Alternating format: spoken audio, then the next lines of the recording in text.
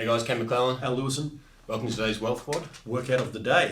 We've now gone through market, we've gone through area, and we're getting down to where the rubber hits the road, and we're going to get the best property, so find the best investment property within a specific area. So we've knocked out capital city markets we don't like, areas and growth corridors we don't like, we've found a couple of suburbs we like, now we need to find the optimum size and quality property for that area. Now, we talked a few videos back that the common thing people do is they go down the local street corner, knock on the door of the real estate agent and say, where's my investment property?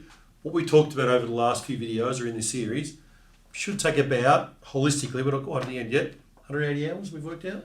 If you get it right, I've tried to guesstimate it, just by going through the process. So if you happen to fly into a capital city, analyse that capital city, ticks the boxes, spend the next day analysing the areas, tick that box. But yeah, if you got it perfectly and you didn't make any mistakes, 180 hours. So we're now down to property, and I'm holding the book today, my 4-year-old. And again, there's checklists in here, but we're going to talk about finding the right property. So we've knocked off the areas, the markets, which one's right. The area, we're down to a hand-selected few that might be the right ones. We've got to find the property. So you're probably 150 hours in of your 180 hours it takes, and we're now about to try and find the right property for ourselves. So I'll rattle them off, and then we'll do some descriptions up on the board here. So here are the keys to a smart buy. Buy below the median house value. Make sure the property is low cost to hold. Cash flow is king. Optimum size and quality, it's understanding the right size property for the right area. Establish capital benchmarks, land content ratios, close to the old amenity, and new houses versus old houses for taxation and cash management reasons. There you go. Well, what was the first one? So let's talk about why it's important to buy below the median house value. Buying below the median. All right, so you can get head around this one. Your future net wealth is not determined by what your portfolio value is worth today. It's what the bank deems your portfolio value to be in the future. So, to do that, we need to understand valuers, the median house price, why that's important to buy below the median. So I'll do a really quick diagram. I'll do this in 1 minute. It's a triangle. This represents a suburb. So what we're trying to do is buy underneath this suburb. If we'll say 600k, the capital city market, today we're in 800k territory. 800 mil, yep. So median house prices. We'll say the bottom end of the market, why it's wide at the bottom is 300k. There's lots of people down the bottom of the market that can afford to buy a $300,000 house. 800k is the median in this city, and we'll say 4 mil at the top. There's a few products around on the market that are worth about $4 million. Now, So we just took the type of product in here. We might be talking about a 1-bedroom apartment, 300k. A 4-bedroom house on a reasonable sized block of land, about 800k. your dream home. 65 bedrooms and 4 bathrooms in Beverly Hills type house, 4 million. That's the type of property you're getting in these different brackets. So here's the mistake the majority of people make. They go in there and they want to buy in a blue chip area, or they buy something that they would like to live in because they think if they'd like it, the tenant would like it. I like really good quality properties in areas that bring me high yield, so having more cash in. But let's think about it, and this is understanding the valuers mentality. At the bottom end of the market, valuers do what's called a desktop. Now, valuers churn these valuations out. It's a sausage factory. It's not done prettily. Is that a word? Prettily. Run with it. All right. You get it? So there's a sausage factory at the bottom end of the market. They do a desktop, RP data, price finder, other data houses. They'll get the information and they'll knock out a valuation and spit it through. At this price, they'll have a look. They might do a drive-by.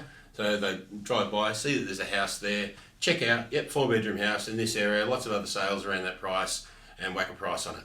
And at this one, they'll do the walkthrough. They want to obviously see that the fixtures and fittings and everything can stack up, and they can find enough comparables to put a number on it. Now, the issue you've got with each of these and valuers, if they are deemed to be incompetent with their valuation, anything more than a tolerance of 10% from what the valuation they provide to the bank, their insurance is liable, and the bank can go and sue them for the difference on that. So valuers generally value up to about 10% lower than what the real market is. And really the reason for this is a fair market valuation, so what you can sell your property for on a 90-day sales campaign, is different to the instruction the bank give is sell this thing 9 o'clock Monday morning. Obviously, there's going to be a lower price. So bank valuations will always come in lower. Anything more than 10% variance should be a worry. But if we look at it and go, all right, if I buy a property here worth 1.3 million it's a 4-bedroom, nice house in a reasonable suburb, middle ring suburb, 1.3 million. The value is going to come in and he goes, well, there's other properties around 800, 1.3, probably worth that. I'll give you a valuation of 1.1. That hurts. Yeah, That hurts. If that's your primary place of residence, your own home, and you really want this place where you can probably, take it in the guts and put the extra money in. But if you're trying to duplicate a portfolio, making up the difference of 200 grand every time is really difficult to do. You just can't save that much. So we want to improve our future net wealth. So improve the valuations down the track. So what we'll do is come in here, and when the median capital city market is 800k, we'll buy properties in good locations with high growth and high population growth forecast, similar properties, similar size blocks of land. You've just got to be smart about the way you do it. These properties here, the valuer comes in and he goes, 800k, 650, sounds reasonable. They'll never value on the money straight away, but they might give you, to start with, a 600k valuation. But then, later on, when you come down and you're revaluing, because a new purchase and a refi is different in the valuer's eyes, so they'll come through, and what they'll look at is they'll go, all right, those prices there, they forget what you bought it for. They'll just go, a 4-bedroom, similar size, I've got lots of other 4-bedrooms at 800, next time you get a valuation of 750. So you paid 600 or 650, and you got that uplift, and that's what we're looking at, improving the equity position, which allows you to duplicate. In this instance, buying blue chip in a fancy area, you're putting 200k in. In this one, when you refi, you're getting a 100k uplift.